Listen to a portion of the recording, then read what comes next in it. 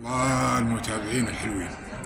اليوم ومن البداية احنا قلنا أول بأول حنمشي في مع حلالنا اليوم، فكانت البداية من الفندق بيات في منطقة الباحة، ومعانا المشجع اللطيف هو حيعرفكم بنفسه.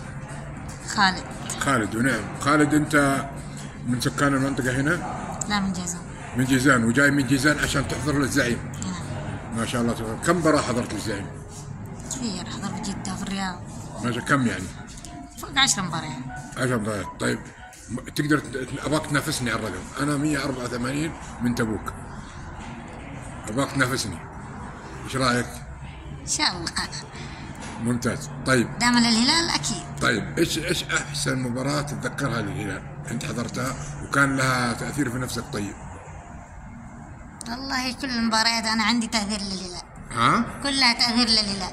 لا بس ما في مباراة معينة كان لها تاثير في نفسك او كان لها شعور ثاني؟ اخر مباراة حقت البلاهي اللي في جدة. حدث البلاهي ومباراة الاتحاد يوم الدوري 3-1. ما شاء الله. طيب ان شاء الله ازورك في جيزان واتشرف فيك. انا اخوك زعيم وبس. تمام، احنا زيك مهاويين وعشاق للهلال، نمشي وراه وين مكان. حبيبي، موفق يا حبيبي.